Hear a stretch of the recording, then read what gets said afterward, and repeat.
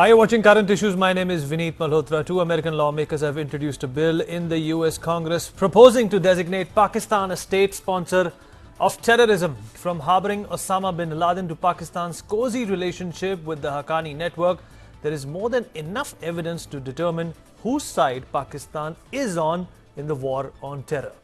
Clearly, US government knows who's actually running Pakistan. The deep state, as we call it, where the real power rests, which continues to provide support to terrorist organizations. Pakistan is already in a schizophrenic relationship with itself. PM Nawaz Sharif ignored the questions in New York, and later Indian media was denied entry to Pakistan press briefing before the United Nations General Assembly Convention. With US Secretary of State John Kerry giving strong warnings to Pakistan and Russia cancelling its joint military drill, has the time actually come to isolate Pakistan in all international fora and send out a strong message to this belligerent neighbor? And how will it affect Pakistan? Or should the world try to focus on how to restore powers of the democratically elected government of Pakistan and lessen the powers of the military functioning therein? There are strong reactions coming from the international community, and before we delve into this discussion, let's take a look at some of those reactions which have come from all over the world.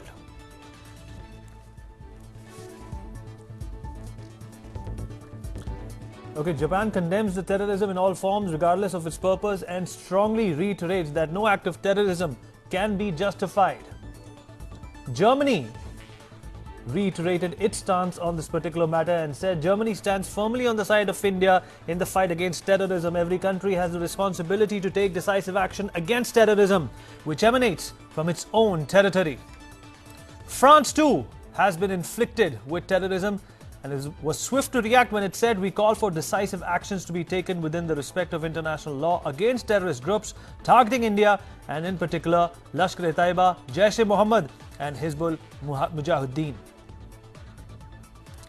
Russia too upped the ante and said it is alarming, and according to New Delhi, the attack on military unit near the town of Uri was committed from the territory of Pakistan. Last but not the least, the United Kingdom went on to say Foreign Minister Boris Johnson spoke to External Affairs Minister Sushma Swaraj and he condemned the terror attack in Uri, says UK stands shoulder to shoulder with India in defeating terrorism.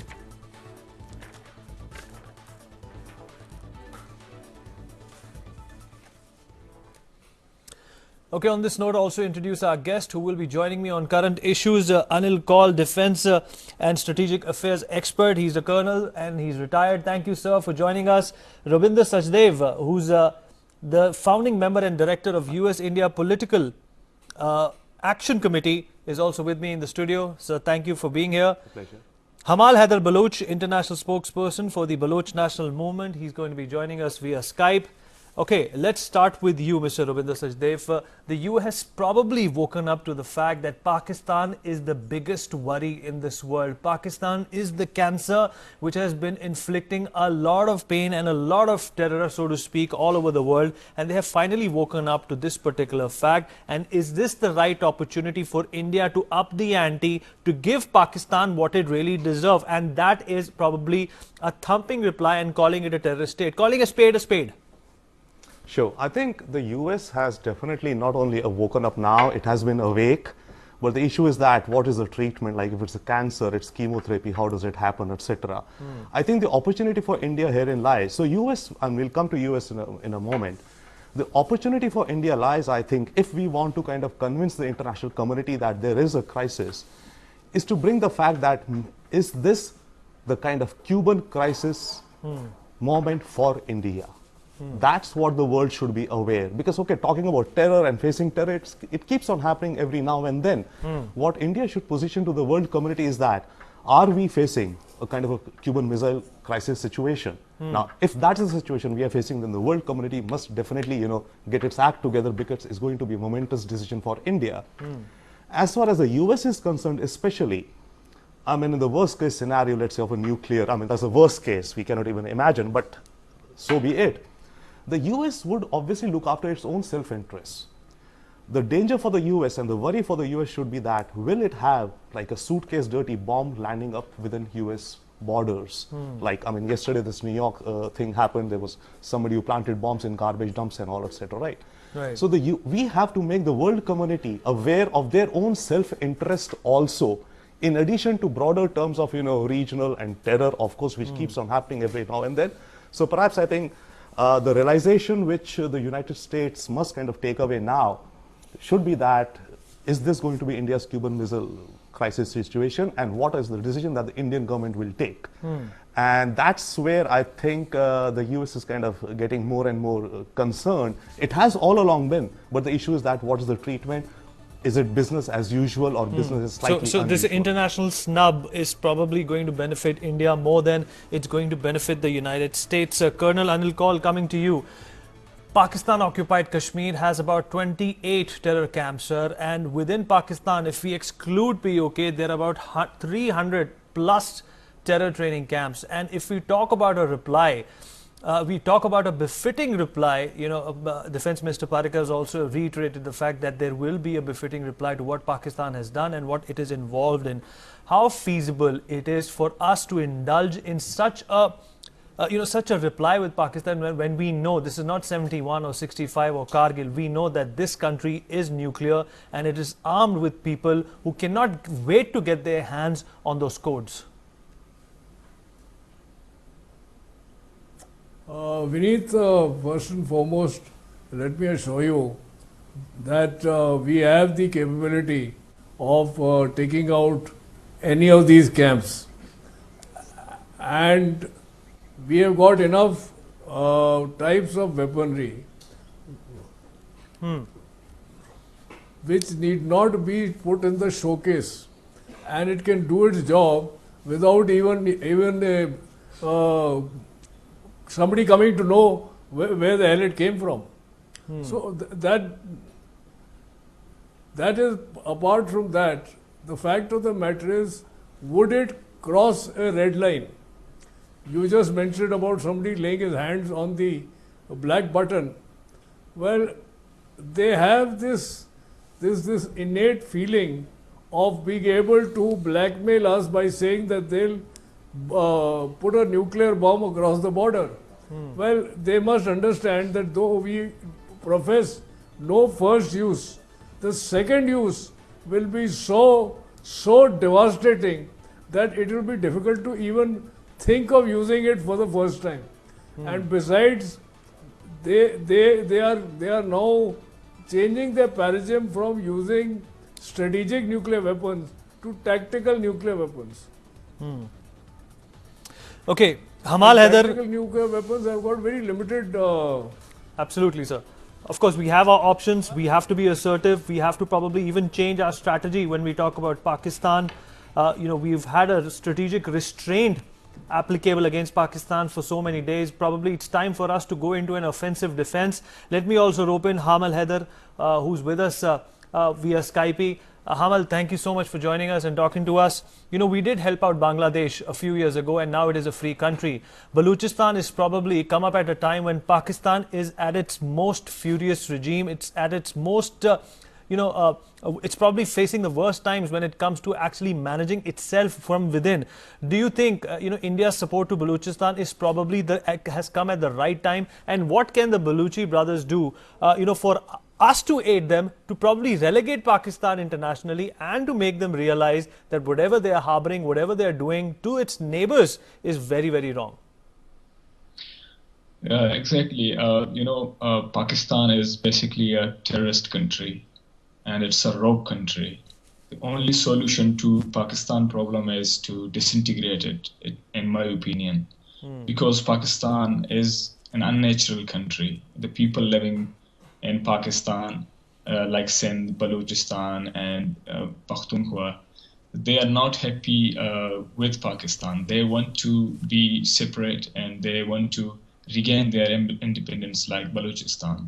So I think it was long overdue and India should have done it before, but now it's right time that Indian Prime Minister and Indian government is taking Balochistan's issue seriously. I think it is not only India's but other democracies' responsibility to help Baloch people in order to get their independence. And Pakistan is also sponsoring terrorism and Islamic terrorism in Balochistan as well. You know, you mentioned so many terror outfits that Pakistani intelligence agencies are supporting. And similarly, in Balochistan, there are too many Islamic groups are being nursed up by Pakistani intelligence agencies and Pakistani security forces.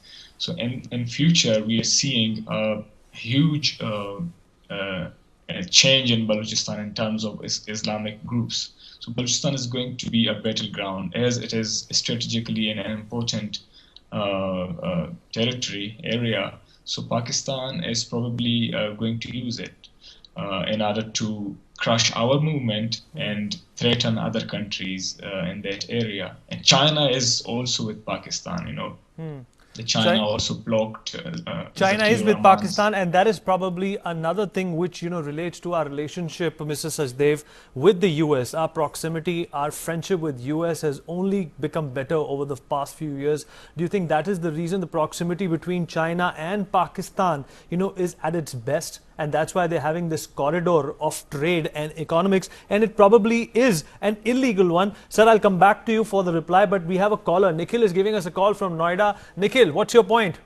Hi, good evening, everybody. First of all, I would like to offer my thanks to Hamid Haider for coming on Indian channel. I would like to offer my home if you want to come. That's the level of brotherhood I am feeling from my side for Baluchi people. I've been following Pakistan for such a long time and their media. I would like to first of all say that we are not doing enough internally. Our parliament session has not yet been called to officially declare Pakistan as a terrorist state. We have not withdrawn our MFN status from Pakistan. So how can we expect that world will do? First, we should do it.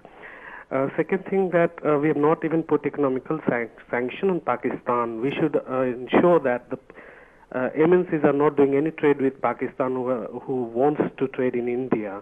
So we can put a condition of the business that if you want to do business with India, we will not do trade with any business companies or any MNCs who are willing to do trade with both. Okay, both so countries. economic sanctions is what, Absolutely. Nikhil, you're Even proposing. in fact- That's what you're proposing. We have another caller, and he's a regular caller to this show. Mr. Chandra Prakash is giving us a call from Kurukshetra. Chandra Prakash, what do you have to say?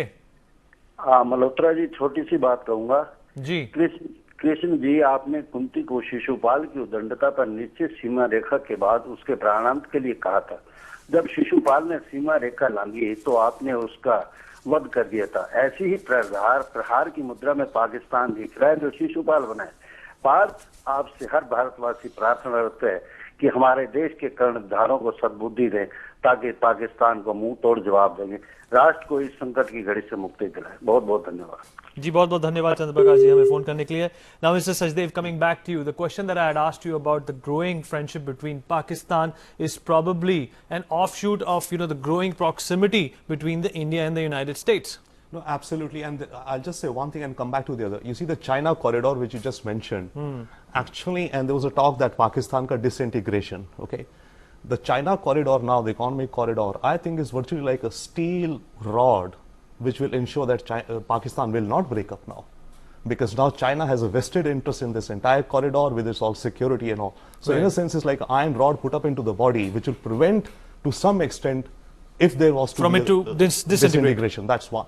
So aside from that, yes, definitely US and India have been getting closer and they will get closer. In definite terms, they're naturalized democracy and a lot of other things. China is definitely looking at this from a very careful eye. At the same time, you see, US has its own self-interest. US has its interest in Asia, Asia Pacific, global, and within the country. So any steps which the US takes in the US Congress with regards to Pakistan would be driven by the self-interest of the US congressmen and US senators as to what they think and their domestic constituencies want.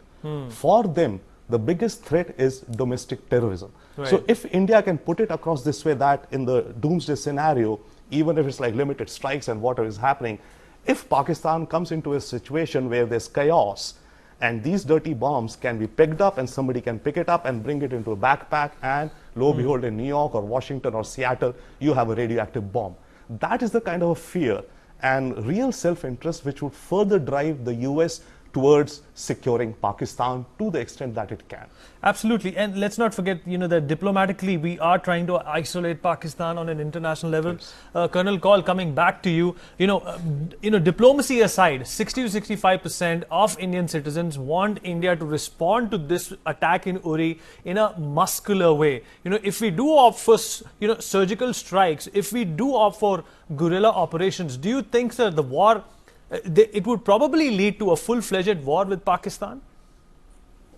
Is that something we have to be careful of? And is it something that Vineet, the risk of a conflagration is always there.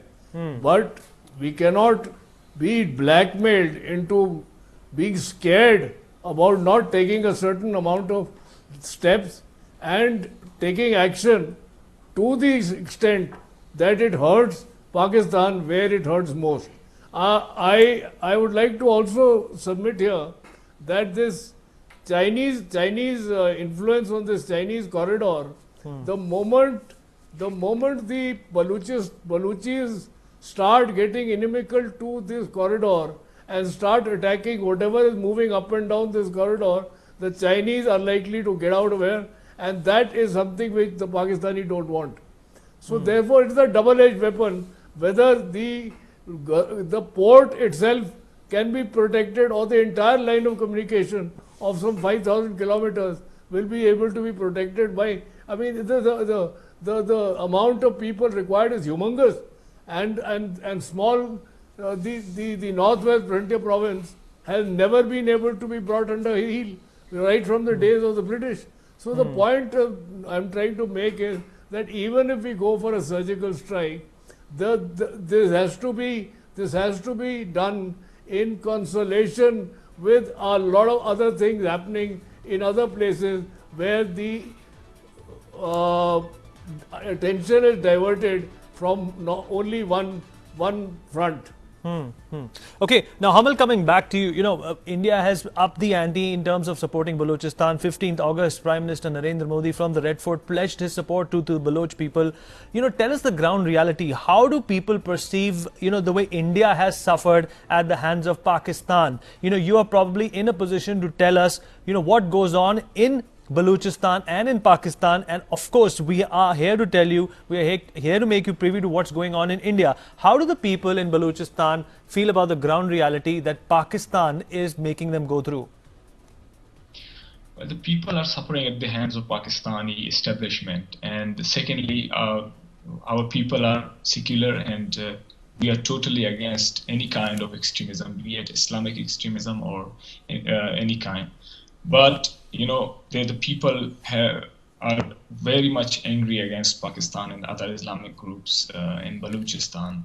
So after Prime Minister Modi's statement on 15th of August, people are excited, and all major political parties welcomed Prime Minister's statement, and we believe that India will be serious in this regard, and the Indian government will come forward and support Baloch people. So it's a great thing. If India is serious, then Baloch people can resist against CPEC, and an independent Balochistan in future can bring peace and prosperity in that particular region. So, as I said before, the situation in Balochistan is worse, not in terms of human rights, but also if you see it through global politics. Pakistan has made Balochistan a breeding ground for Islamic extremists. There are several absolutely, groups and Hamal, just like for the ISIS. record, we are very serious about helping Balochistan. The Prime Minister mentioning Balochistan on the 15th of August, which is our Independence Day, is a big deal for every Indian. We entertaining pleas by a Baloch activist to seek asylum in India is probably a big deal, and that has also gained a lot of attention in our country. Mr. Sachdev, coming back to you. The SAARC summit is going to happen in Islamabad in November. Afghanistan and Bangladesh have already shown the spunk. They have been very intrepid and bold in saying that we will boycott Pakistan. India just has to follow suit, and we have the right reason to do so.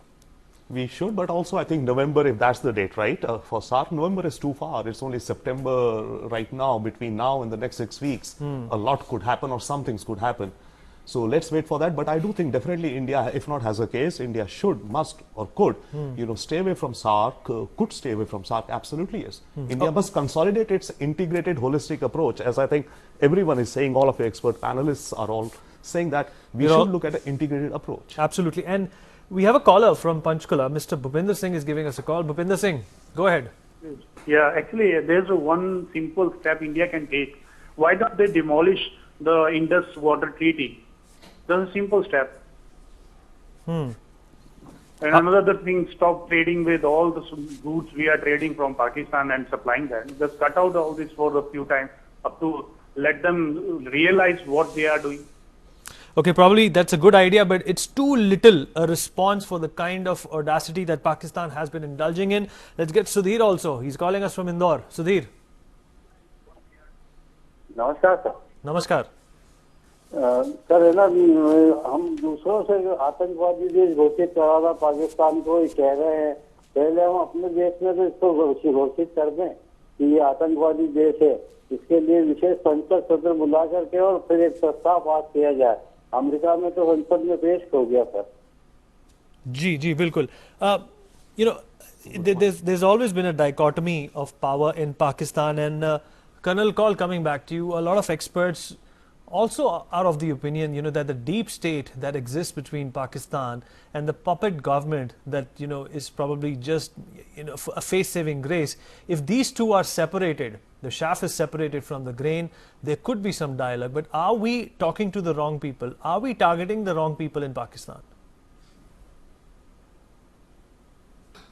You see, on the face of it, when you talk about democracy and you talk about the Committee of Nations, there is no choice but to talk to the elected government. But unfortunately, the elected government does not seem to have any clout. Everything is being dictated upon by Rawalpindi.